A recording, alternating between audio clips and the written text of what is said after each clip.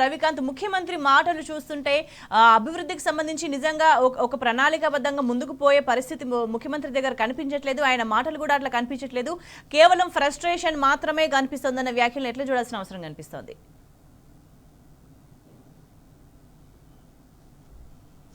వరంగల్ వేదిక అంటే మొదట్లో ఏదైతే వరంగల్ వేదికగా కాంగ్రెస్ అధికారంలోకి వచ్చే ముందు రాహుల్ గాంధీని తీసుకొచ్చి ఇక్కడ రైతు డిక్లరేషన్ ఇప్పించిన పరిస్థితి.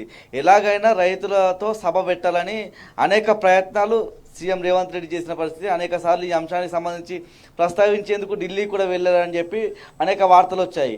అయితే అక్కడ రాహుల్ గాంధీ రావడానికి ఒప్పుకోలేడన్నటువంటి సమాచారం కూడా అనేక వర్గాల నుంచి అందిన విషయం. అంటే రైతులతో సభ పెట్టుకుంటే ఇక్కడ ఫెయిల్యూర్ అవుతుందని భావించినటువంటి రాష్ట్ర ప్రభుత్వం సీఎం రేవంత్ రెడ్డి ఎలాగైనా వరంగల్లో సభ పెట్టాలి, ఆ సభ తొలి సభ వరంగల్లో పెట్టాలనేటువంటి భావనకు వచ్చిన పరిస్థితి. దాన్ని సుగమం చేసుకునే విధంగా మహిళలతో పెట్టాలనేటువంటి భావన చేశారు. దానికి ఇందిరాగాంధీ జయంతి సందర్భంగా ఇందిరా మహిళా శక్తి సభ పేరిట నిర్వహించిన పరిస్థితి. ఆ సభను ఆద్యంతం కూడా మనం గమనించినట్టయితే బట్టి విక్రమార్క మాట్లాడి నా తర్వాత బట్టి విక్రమార్క మాట్లాడుతుంటేనే సభలో ఉన్నటువంటి మహిళలంతా కూడా వెళ్ళిపోయిన పరిస్థితి. ఎందుకంటే మహిళలను నిన్న చాలా ఇబ్బందికరమైన పరిస్థితుల్లో వాళ్ళకు సంబంధించినటువంటి తీసుకురావడానికి ఇబ్బందికరమైన పరిస్థితుల్లో తీసుకొచ్చిన పరిస్థితి. ముఖ్యంగా ఇక్కడ విద్యా సంస్థలకు సెలవులు ఇచ్చి ఆ విద్యా సంస్థలను ఇబ్బందులకు గురి చేసి ఆ విద్యా సంస్థలకు సంబంధించినటువంటి బస్సులను మహిళలను రావడానికి ఉపయోగించుకున్న పరిస్థితి మనం చూసాము. బట్టి మాట్లాడుతుంటేనే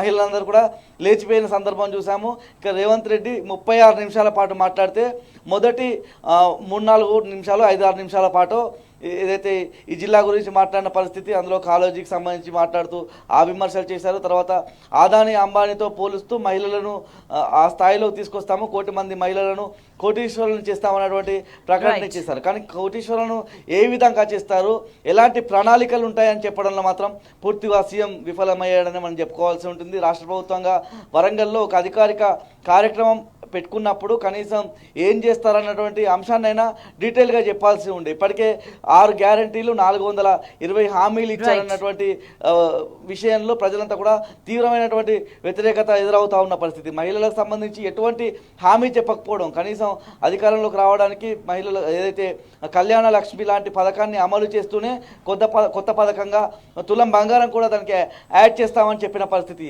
ఈ 1 సంవత్సరంలో ఎంతమందికి తులం బంగారం ఇచ్చారన్నటువంటి ప్రశ్న ఇటీవల కాలంలో ఎదురైన పరిస్థితి.